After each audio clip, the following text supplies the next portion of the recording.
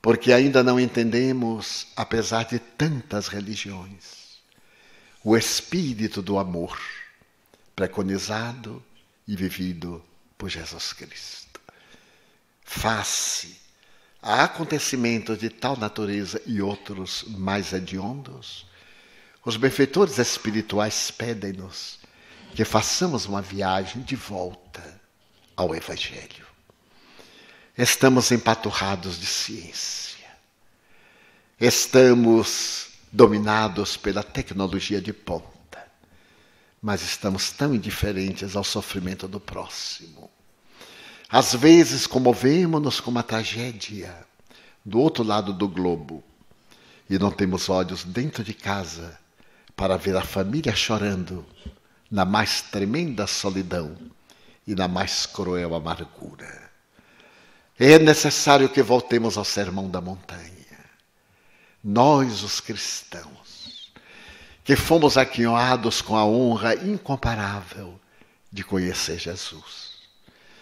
Que façamos de tudo para entronizar aquelas propostas esquecidas, a simplicidade, a humildade, o perdão, a compreensão, de estender os braços um ao outro. Nós somos a família de Jesus.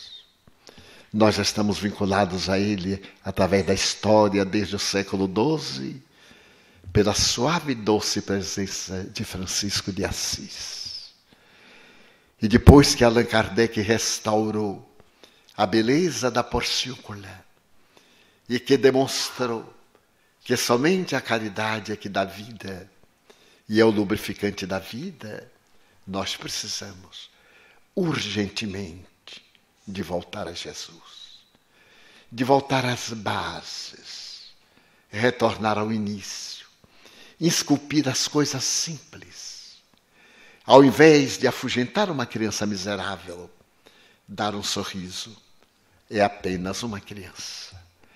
É nos pés desta criança que a humanidade caminha na direção do futuro. Também enxugar as lágrimas de um ancião. Deste ancião que perdeu tudo, menos o direito de recordar melancolias e tristezas. Fazer que nós sejamos um raio de sol na noite escura. Onde quer que nós estejamos, as pessoas possam ler em nós a carta viva, sem que nós digamos uma palavra. Que a nossa presença seja tão suave, doce e agradável, que ao nos acercarmos de alguém, a pessoa possa sentir que somos discípulos do Evangelho restaurado. Estes são os dias, meus irmãos. Nestes momentos que estamos convivendo entre alegrias e reflexões, entre sorrisos e meditações profundas, que permitamos que o suave aroma do Evangelho penetre-nos de tal forma que ao retornarmos aos nossos lares, aqueles que olhem a nossa face possam perceber o brilho do Evangelho.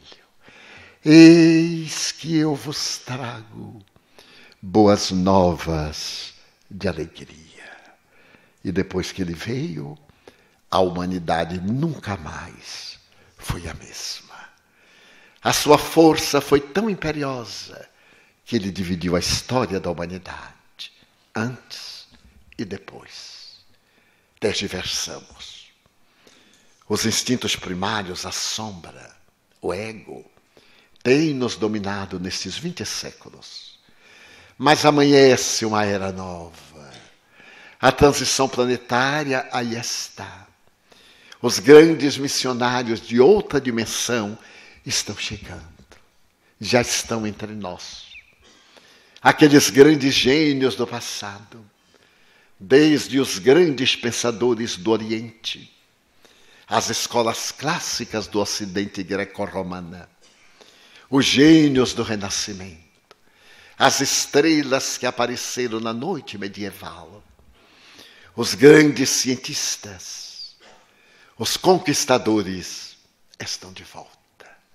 Amanhece era nova. Que nós participemos deste banquete, da transição planetária, e possamos construir o mundo de amanhã, no qual não haverá Deus, nem saudade, nem mágoa, nem sofrimento. É a instalação do reino dos céus. Em nome daqueles que não têm nome, que estão albergados em nossa casa, na cidade de Amparo, no CEPI, multiplicados no Brasil e no mundo, nessas células de amor, em nome deles, os filhos do Calvário, que Deus os abençoe. Que as suas mãos generosas transformem-se em asas angélicas de socorro para afagar os tristes, para confortar os que choram, para vitalizar os combalidos, para erguer aqueles que não tiveram resistência de ir adiante.